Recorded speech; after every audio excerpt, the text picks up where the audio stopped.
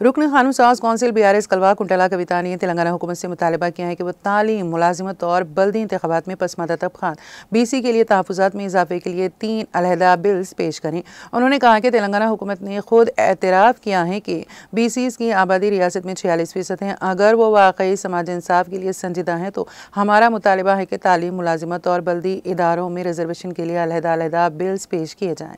साबिक़ रुकन पार्लियामेंट निज़ामाबाद की कविता ने पुरज़ोर अंदाज में कहा कि अगरचे तालीम और मुलाजिमत में 46% रिजर्वेशन की फराहमी कानूनी तौर पर पेचीदगी का बायस हो सकती है, लेकिन बल्दी इदारों में रिजर्वेशन मुकम्मल तौर पर रियासत के दायरे इख्तियार में आता है, जैसा कि आइन के आर्टिकल 24(3)G में वाज़ेह किया गया है। उन्होंने कहा है कि मजालिस मुकामी इदारों का मामला रियासत के दायरे इख्तियार में आता है और यहाँ किसी कानूनी रुकावट की कोई गुंजाइश नहीं है।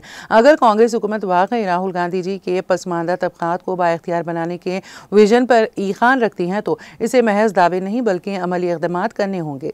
काउंसिल इंतखाबात में BJP के मुजाहरे पर तबसरा करते हुए के कविता ने कहा कि इन इंतखाबात के नताइज हकीकी जमहूरियत की अक्कासी नहीं करते।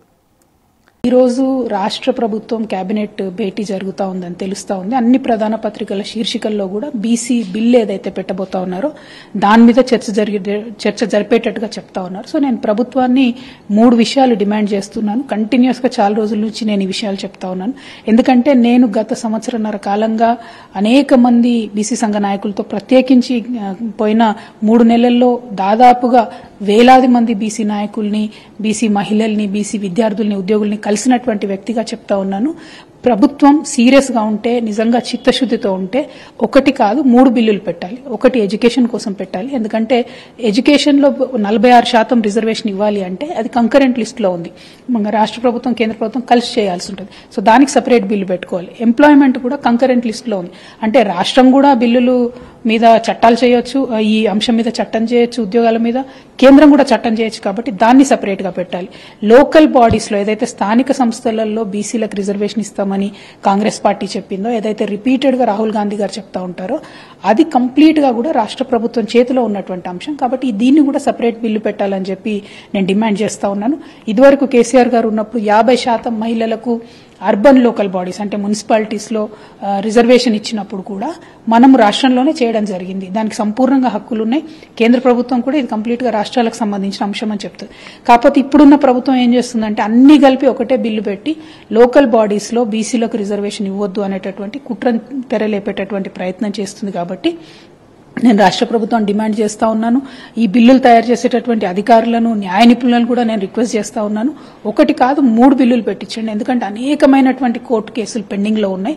ఏదో ఒక కేసు అట్రాక్ట్ అవుతుంది. కాబట్టి దయచేసి ఇది చాలా పెద్ద అంశం, గంభీరమైనటువంటి అంశం, 50% పై చిలుకున్నటువంటి బీసీలకు సంబంధించినటువంటి అంశం. కాబట్టి దీన్ని మీరు చాలా సీరియస్ గా తీసుకోండి.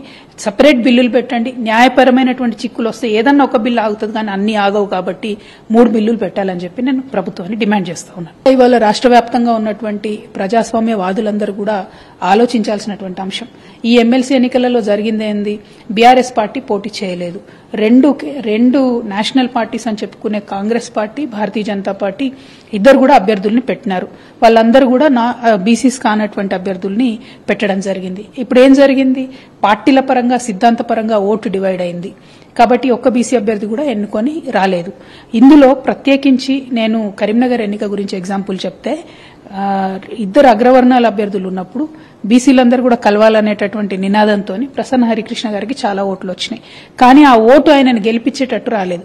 సో ఈ అంశాన్ని దయచేసి బీసీ బిడ్డలు అర్థం చేసుకోవాలి. ఈ అంశాన్ని ప్రజాస్వామ్యవాదులు అర్థం చేసుకోవాలి. అందుకే రిజర్వేషన్ ఉండాలి. ఒకవేళ కరీంనగర్ సీట్ కనుక బీసీలకు రిజర్వ్ అయి ఉంటే బీఆర్ఎస్ పార్టీ పోటీలో ఉన్నా లేకున్నా భారతీయ జనతా పార్టీ బీసీకే ఇవ్వాల్సి వచ్చేది, కాంగ్రెస్ కూడా బీసీకే ఇవ్వాల్సి వచ్చేది. సో అల్టిమేట్ గా విజయం అన్నటువంటిది బహుజనులకు వచ్చేది.